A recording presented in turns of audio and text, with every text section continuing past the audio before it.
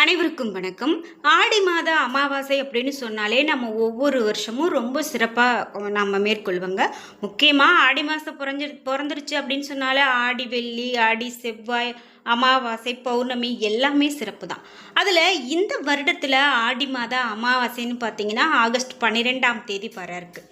இந்த நாளில் குறிப்பிட்டு சூரிய கிரகணமும் இந்த நாள்லேயே வரனால நம்ம என்ன மாதிரியான வழிபாடுகள் செய்யணும், செய்யக்கூடாது, வீட்டில் எப்படியெல்லாம் நம்ம வழிமுறைகளை கடைப்பிடிக்கணும், முன்னோருக்கு தர்ப்பணம் கொடுக்கலாமா, எந்த நேரத்திலிருந்து எந்த நேரம் வரைக்கும் கடைப்பிடிக்கணும், இந்த மாதிரி எல்லா தகவல்களையுமே நான் இந்த வீடியோவில் சொல்ல போகிறேன்.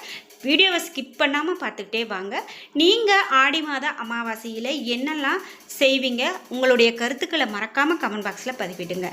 நீங்கள் இன்னும் உற்சாகம் டிவி சேனலை சப்ஸ்கிரைப் பண்ணாமல் இருந்தால் சப்ஸ்கிரைப் பண்ணிக்கோங்க.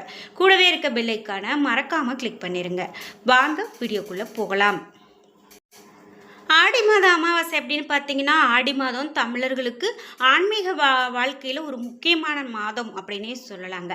ஆடி வெள்ளி, ஆடி செவ்வாய், ஆடி பெருக்கு, ஆடி அமாவாசை இந்த 4 நாளுமே ரொம்ப முக்கியத்துவமானது அப்படின்னு சொல்லலாம்.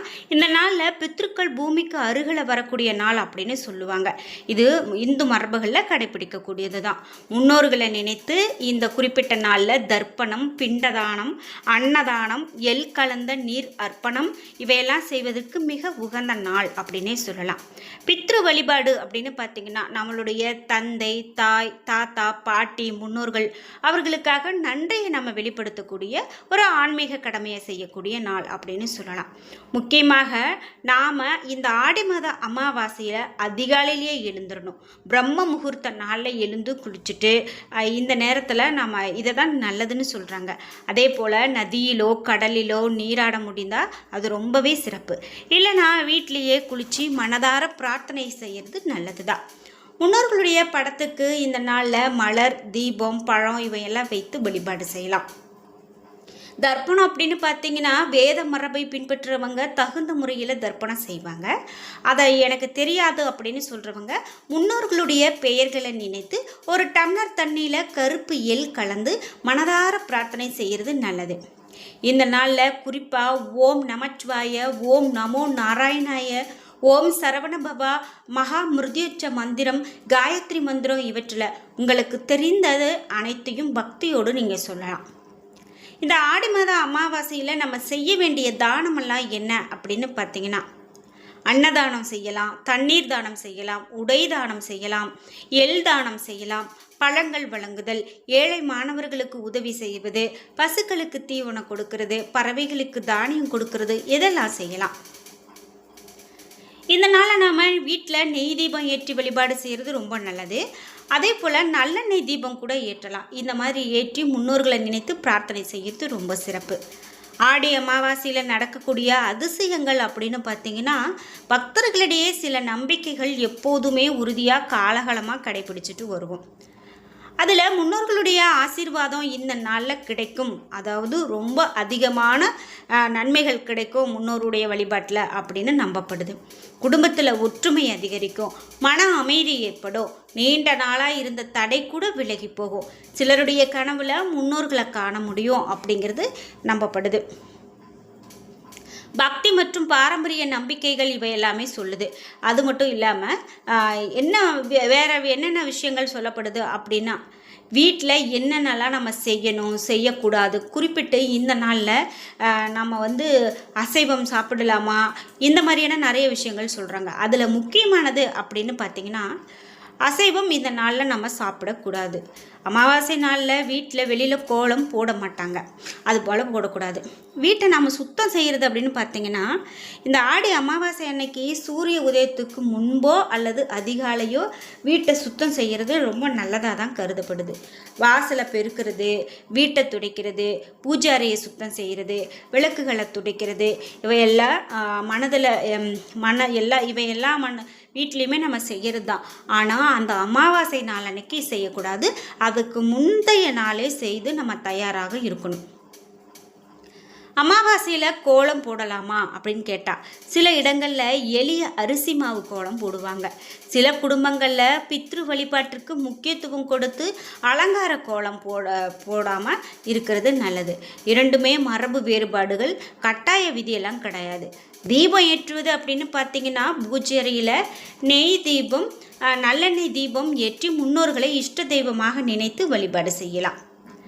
முன்னோர்களுடைய நினைவு அப்படின்னு பார்த்தீங்கன்னா முன்னோர்களுடைய புகைப்படம் இருக்குது அப்படின்னா அந்த புகைப்படத்துக்கு நம்ம பூ போட்டு வழிபாடு செய்கிறது நல்லது தான். அதே போல் பசியோடு இருக்கிறவங்க, முதியவங்க, ஆதரவற்றவர்களுக்கு தானம் கொடுக்கறது, முக்கியமாக உணவு தானம் கொடுக்கறது, குடை தானம் கொடுப்பாங்க, செருப்பு தானம் கொடுப்பாங்க, பேனா, நோட்டு, புத்தகம் இந்த மாதிரி தானம் கொடுக்கறது நல்லது. பறவைகளுக்கும் விலங்குகளுக்கும் உணவு கொடுக்கறது, காகங்களுக்கு சாதம், பசுக்களுக்கு புல், நாய்களுக்கு உணவு, பறவைகளுக்கு தானியம், இவையெல்லாம் வைப்பது முன்னோர்களை நினைக்க ஒரு விஷயமாக சொல்கிறாங்க. இதெல்லாம் கண்டிப்பாக நல்லது. சரி, இந்த நாளில் நம்ம என்ன செய்யக்கூடாது அப்படின்னு கேட்டிங்கன்னா,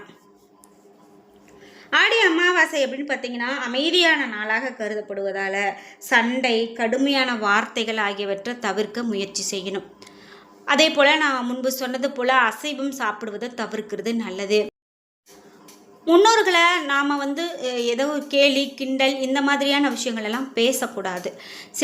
அதிகமாக கோவப்படக்கூடாது. இந்த நாளில் சுபகாரியங்கள் செய்ய மாட்டாங்க. வீண் செலவுகள் அப்படின்னு பார்த்தீங்கன்னா சிலர் இந்த நாளில் தேவையற்ற ஆடம்பர செலவுகளை தவிர்த்து அதற்கு பதிலாக தானம் செய்கிறத விரும்புகிறாங்க. பெண்கள் என்னெல்லாம் செய்யலாம் அப்படின்னு பார்த்தீங்கன்னா தீபம் ஏற்றலாம், ஸ்லோகம் சொல்லலாம், விநாயகர், சிவன், முருகன், பெருமாள் அல்லது இஷ்ட தெய்வத்தை வழிபடலாம். குடும்ப நலனுக்காக பிரார்த்தனை செய்யலாம். தர்ப்பணம் செய்கிறது குறித்து குடும்ப மரபுகள் மாறுபடுது, ஆனாலும் இது மாதிரி செய்யறது நல்லது தான். குழந்தைகளுக்கு அப்படின்னு பார்த்தீங்கன்னா முன்னோர்களுடைய கதைகளை சொல்லலாம். பெரியவர்களுக்கு மரியாதை கொடுப்பதன் முக்கியத்துவத்தை எடுத்துரைக்கலாம். ஒரு சிறிய தீபம் ஏற்றி வணங்க செய்யலாம். பறவைகளுக்கு தானியம் வைக்க சொல்லலாம். ஆடி மாத அமாவாசை அப்படின்னு பார்த்தீங்கன்னா சிவன் கோவில், பெருமாள் கோவில், முருகன் கோவில், விநாயகர் கோவில் இங்கு சென்று வழிபடுறது நல்லது. குடும்ப மரபுகளின்படி முன்னோர்களுக்கான சடங்குகளை முதல்ல செய்து பிறகு கோவில் தரிசனம் செய்கிறது பல இடங்களில் நடைமுறையில் இருக்குது. இந்த ஆடி மாத அமாவாசையில் வரக்கூடிய கிரகணம் குறித்து என்ன சொல்கிறாங்க அப்படின்னு பார்த்தீங்கன்னா, கிரகணம் அப்படின்னு பார்த்தீங்கன்னா நம்ம இடத்துல காணப்படுது அப்படின்னா அதை அதற்கான தோஷ காலம் உண்டா அப்படிங்கிறது கவனிப்பாங்க. கிரகணம் தொடங்குறதுக்கு முன்னாடி உணவை முடிச்சு விடுறது, கிரகண நேரத்தில் ஜபம் அல்லது பிரார்த்தனை செய்வது, கிரகணம் முடிந்த பிறகு குளிக்கிறது, பூஜை அறையை சுத்தம் செய்து தீபம் ஏற்றுவது, சிலர் புதிய உணவு சமைத்து பயன்படுத்துவது போன்ற வழக்கங்களை மேற்கொள்ளுவாங்க. முக்கியமாக இந்த நாளில் சூதக நேரம் கடைபிடிக்க வேண்டும் அப்படின்னும், கோவில்களில் கட்டாயமாக கோவில்கள் மூடப்படும் அப்படின்னும், ஆனால் நமக்கு இந்த கிரகணம் தாக்காது அப்படின்னு சொல்கிறதால இவையெல்லாம் இப்போ கடைபிடிக்க மாட்டாங்க. கிரகணத்திற்காக சிறப்பு கட்டுப்பாடுகள் அவசியம் அப்படின்னு சொல்கிறாங்க. ஆடி அமாவாசைக்கான வழிபட்டை நம்ம எப்போதுமே வழக்கம் போல் செய்யலாம். அதில் எந்த பிரச்சனையும் இல்லை. எதிர்காலத்தில் நாம் நல்லா இருக்கணும், நம்மளுடைய தலைமுறைக்கு எந்த பிரச்சனையும் வரக்கூடாது அப்படின்னு நினைக்கிறவங்க கண்டிப்பாக இந்த அமாவாசை நாட்கள் எல்லாம் கடைபிடிப்பாங்க. முக்கியமாக ஆடி மாத அமாவாசையில் செய்யப்படக்கூடிய தர்ப்பணம், பிண்டதானம், காகத்திற்கு உணவு, இந்த காகத்துக்கு உணவு வைக்கிறது அப்படின்னு பார்த்தீங்கன்னா பித்ரு தோஷத்தை கூட போக்க வல்லது அப்படின்னு நம்பிக்கையாக இருக்குது. பல தலைமுறைகளுக்கு இருக்கக்கூடிய பிரச்சனைகளை கூட இந்த காகத்துக்கு உணவு வைக்கிறதால மாற்ற முடியும் அப்படின்னு சொல்கிறாங்க. அந்த வகையில் இவையெல்லாம் நம்ம முன்னோர்கள் கடைபிடித்தது தான். நாமளும் கடைபிடிக்கும் போது நிச்சயமாக இதிலிருந்து நல்வழி காண முடியும் அப்படின்னு சொல்லலாம். பொதுவாகவே நீர்நிலைகள் இருக்கக்கூடிய இடத்துல நீங்கள் வசிக்கிறீங்க அப்படின்னா கண்டிப்பாக நீர்நிலைகளுக்கு போய் பிண்டதானம் கொடுத்து வழிபாடு செய்யுங்க. அது ரொம்ப நல்லது. அப்படி நான் நீர்நிலைகளுக்கு அருகில் இல்லை, எங்கள் வீட்டில் அந்த வசதி இல்லை அப்படின்னா நம்ம வீடுகளில் இருந்தே கூட இந்த மாதிரியான வழிபாடுகளை மேற்கொள்ளலாம். அதில் எந்த விதமான தவறும் கிடையாது. அமாவாசை நாட்கள்லையாவது முக்கியமாக முன்னோருக்கான வழிபாடுகளை நம்ம இப்படி மேற்கொண்டுட்டு வரோம் அப்படின்னா கண்டிப்பாக அது நமக்கு ஒரு நன்மையான பலன்களை கொடுக்கும் அப்படின்னு சொல்லலாம்.